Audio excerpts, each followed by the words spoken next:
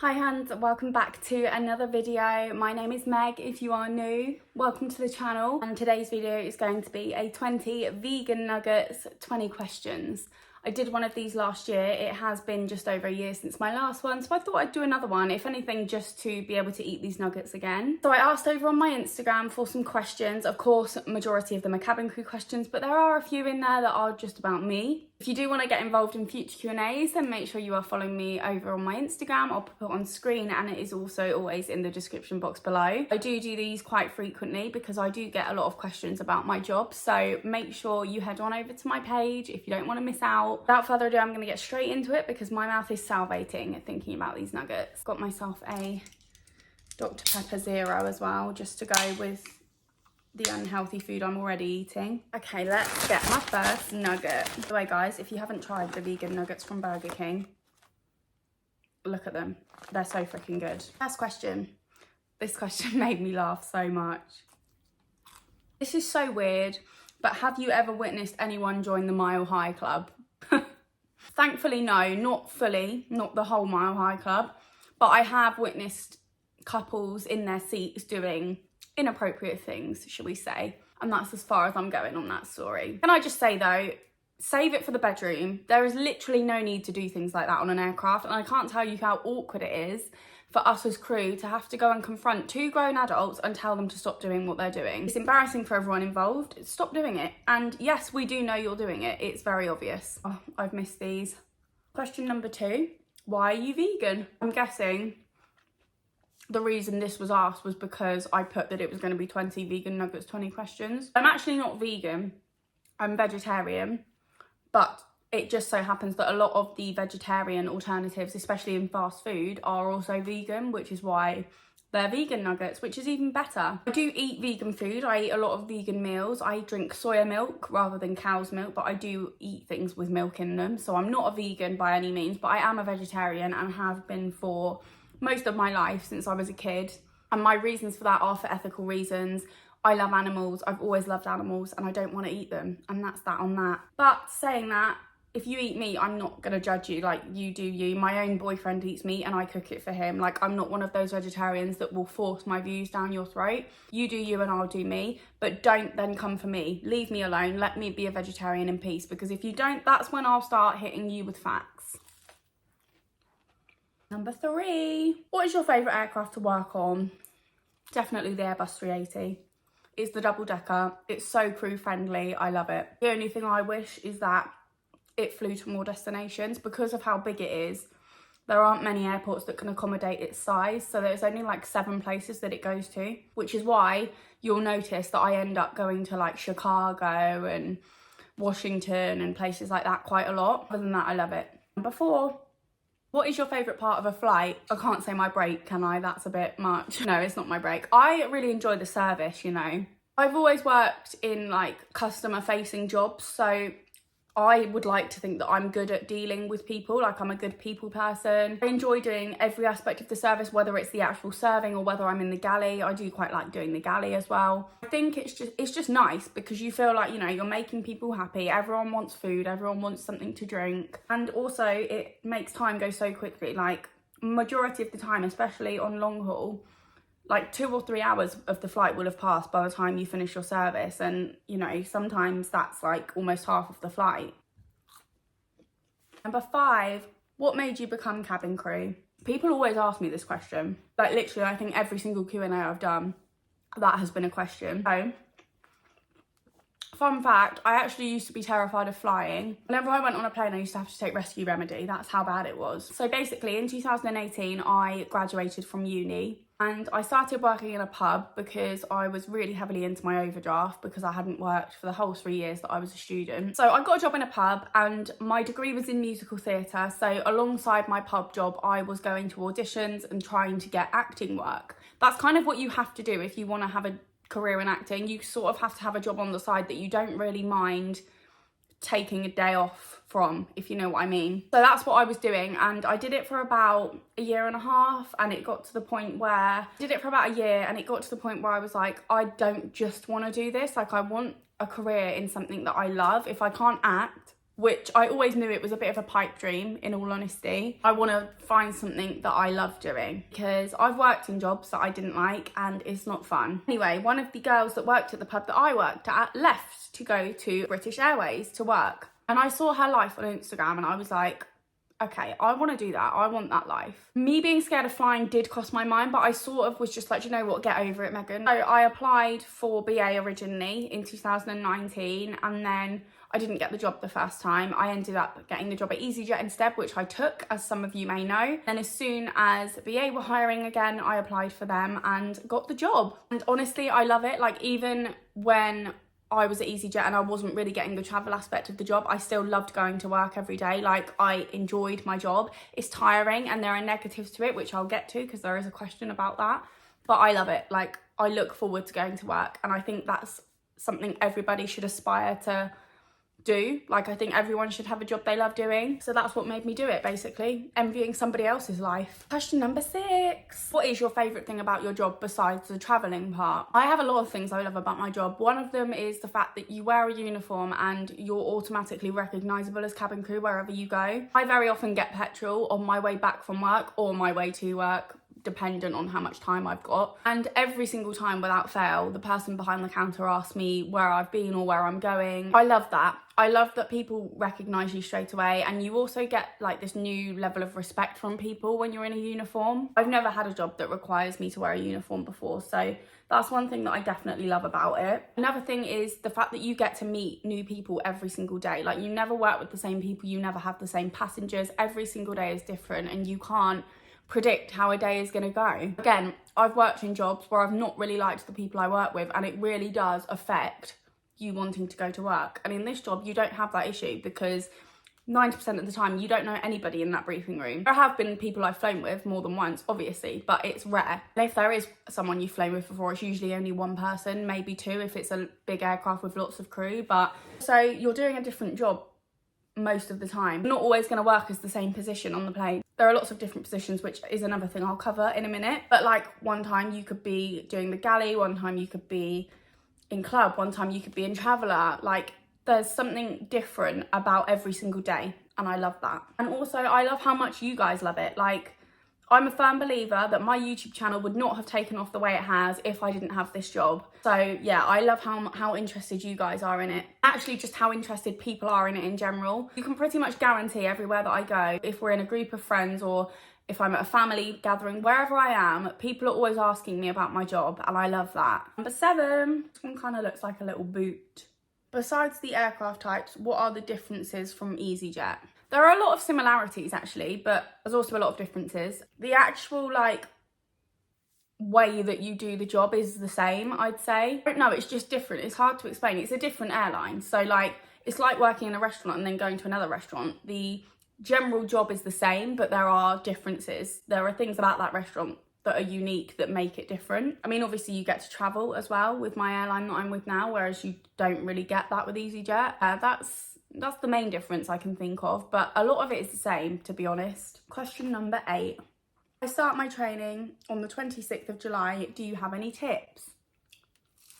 First of all, congratulations for getting this far and best of luck to you. My tips, I would say the tip that I would give you in the terms of leading up to training would be make sure that you're prepared. Make sure that you know how you're getting there and how to get there. Have a backup plan as well, because on my second day of training, I think it was, I found out that there was a leak in my oil filter in my car and I couldn't drive it. It had to go into the garage to be fixed. And just to add the cherry on top, it was a bank holiday weekend, so it meant that I was without a car for about 4 days. I had to get a train, which I was not happy about, but it was one of those things that like I had to sort out in the spur of the moment. Luckily, I was busy having a panic attack. My boyfriend pretty much sorted the whole thing out for me, but always have a backup, because also when I did my training for EasyJet, I was actually getting the train because it was so easy, because I lived right next to the train station and the train was direct to Gatwick. However, there was one morning where I was standing waiting for my train and it got cancelled and I had to drive, and I'd never driven before, so I didn't know the way.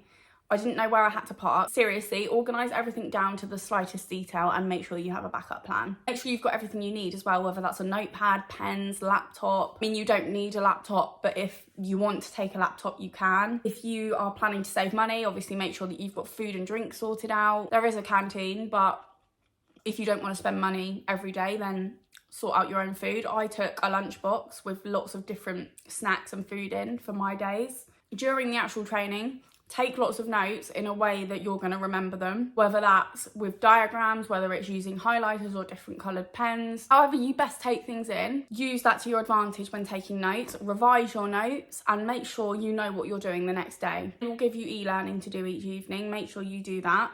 Just make sure that you are prepared. You can't go into an exam or a practical having not revised the material. I don't want to say that to scare you. It's not scary. As long as you revise, you will be absolutely fine. And good luck. Number 9, top 3 destinations you have visited. So I'm going to give you 3 that are all different. First one is obviously the Maldives, no brainer. Absolutely love the Maldives. It was just such a surreal experience to be there. And the fact that I got to take my boyfriend with me as well was just so amazing. Like, I can't believe that I'm able to do that in my job and show him the Maldives as well, because as much as I would have enjoyed it if I was on my own, him being there with me made it 10 times better. It was literally like a little mini holiday for us. It was just beautiful. I didn't vlog it because I was with him and I was enjoying my time with him. If I go again and I don't take him, I'll vlog it. For number 2, I'm going to say Mexico City, because it was just an amazing trip. Like, the things that we did, we went up in the hot air balloons, we went on the canal boat, we went to see the pyramids. Like, we did so much. I've never been up in a hot air balloon before. That was an amazing experience and I just loved it. Like, it was such a good trip. So I'm going to say that as my second one. Number 3, I'm going to say Nairobi for number 3. I've always wanted to see animals in real life, but I refuse to go to a zoo or an aquarium or anywhere where they're in captivity. So it was amazing to be able to see them in their natural habitat. If you guys want to watch my Nairobi vlog where I go on safari, I'll pop it up here, not here. It was amazing, honestly. And if you want to see my Mexico vlog, that will be in my travel vlogs playlist. Number 10, what is your star sign? I'm a Virgo and I think I'm a typical Virgo. Oh God, number 11 is a long one. What are the positions on each aircraft? I would love to go through all of them with you, but to be honest, I don't even know myself. There's so many different types with so many positions. Like, honestly, I have to look at it every time I go into a briefing room because I don't know what position I want to do. On short haul, they're more or less the same as what they were at EasyJet. You have the manager, the in-flight manager at the front, along with another crew member that helps out in Club Europe, because on our short-haul aircraft, the cabin is split by a curtain into Club and economy, basically. And you'll always have 2 at the back, one that will deal with like setting up the tour pass and the other one that will deal with helping with bags for boarding. If there's ever anyone extra, they basically just help out where they're needed, which is usually Club. If there is a big Club load, they will load another crew member, so there will be 5 of you, and they will then help in Club. The long haul aircraft, I'm not going to go over all of them individually, but majority of them are split into 4 cabins. You've got First, Club World, World Traveller Plus, which is basically premium economy, and Traveller, which is economy. There will always be at least 4 crew members working in Traveller and Traveller Plus. They're combined together. There's not 4 for each one, they're combined. One of those people will always be the in-flight lead, which is the one down from the in-flight manager. Generally, there is about 4 or 5 people working in Club and 2 or 3 working in First. Always a galley lead for each cabin, so that is the person that does all of the catering checks, prepares all of the meals, basically just gets the trolleys or the galley ready for service. And then there will be other cabin crew members that do the actual serving. Different positions have different responsibilities. Like, for example, there's someone that's responsible for the charity collection at the end of the flight. There's someone that's responsible for opening the in-flight retail machine. Generally, it changes every aircraft you're on, so I wouldn't be able to go through it in detail with you, but those are the general basics, I would say. Question number 12, have you operated from Gatwick yet? No, I haven't yet. I'd love to. Recently, I went back to Gatwick because my car broke again and I had to get a coach from Heathrow to Gatwick and then a train home. It was really like strange being back at Gatwick. While I was there as well, I saw some EasyJet crew and I was like, oh, hi honeys, I miss you. Okay, I'm struggling with these now. Question number 13, what is your least favourite aircraft? I would probably have to say the A321, only because it just goes on forever. It's like being on a long haul aircraft. There's just so many seats and it just doesn't stop. Question number 14, is the money better than EasyJet and do you have to pay congestion charge? Yes, the money's much better. I personally don't have to pay any congestion charge. There is a I don't know whether it's already been implicated or whether it's being implicated. I think it's called ULEZ, U-L-E-Z. I think that's what it's called. And it's like a new congestion charge that's being introduced to the area of London that Heathrow is in, basically. But if you have a certain type of car, you don't have to pay it. And thankfully, with my car, I don't have to pay it, which is nice, because if I did, that would have been the difference between me driving and getting public transport, or I probably would have got a new car, one that was suitable. I don't have to pay it. You believe that this can has 0 sugar and 0 calories? I don't believe that, because it tastes exactly like normal Dr. Pepper. Question number 15. I know how much you love travel. Would you ever consider moving anywhere? Do you know what? No. As much as I do love seeing the world and I love seeing other countries, I also love coming home and I love being in England. It sounds really strange to say, but I would not ever want to not have my home comforts, if you know what I mean. I would be absolutely useless in terms of driving in another country, learning a new language. I mean, I am learning Spanish currently. I did already know a little bit of Spanish, but I'm trying to learn it and be fluent in it, because I would just love to learn another language, and Spanish is a really beautiful language, I think, and I'd love to learn it. But yeah, I like living in England. I like living in the same country as my family. I want to have a family in England. I wouldn't want to have kids in another country. I love travelling and I love being in the countries while I'm there, but I also really look forward to coming home and being in my home country. Question number 16. How do you deal with being away from your boyfriend? This very much depends on the kind of relationship you have, the length of time you've been together, whether or not you live together, because if we didn't live together, I think I would struggle to see him a lot more than I do. But obviously we have a house together. When I come home from a trip, he's either here or he's coming home that night. Whereas if we lived apart, we probably wouldn't see each other that day, if you know what I mean. Also, we've just got a very independent relationship. Like, we do a lot of things together, but we're also very good at doing things on our own and being apart. I actually think that since I've started doing long haul or just being away in general, our relationship is better, because the time we spend together is more special and we value it a lot more. Equally, we both have that time apart to have our own space and do our own thing, and then we come back together again. I'm generally, on average, only away about 2 nights a week, sometimes 3. Occasionally, obviously, I'll do a longer trip, which means I'm away for more nights, but generally, it's about 2 or 3. This week, for example, I got back, today's Wednesday, I got back from Houston on Monday morning, and I'm not flying again until Friday, so I'll be away Friday, Saturday night, and that's it for this week. They're the only 2 nights I'm away. I'm back Sunday. Then next week, because I've been blessed with 4 days off, I am not flying again until Friday night again, so I'm only away for 2 nights again next week as well. It's actually a lot easier than people think it is, personally, but again, it depends what kind of relationship you have. Like, I've flown with people, girls especially, that have said that their boyfriends don't like them doing the job because they don't like them being away. That's fine, but my boyfriend's not like that. He's always encouraged me to follow my dreams, and he has no issue whatsoever with me being away, because he can do whatever he wants. He can leave all of the cups on the side that he wants. Not that he does that, because he is very tidy, but you know what I mean. Question number 17. What are some of the negatives of being crew?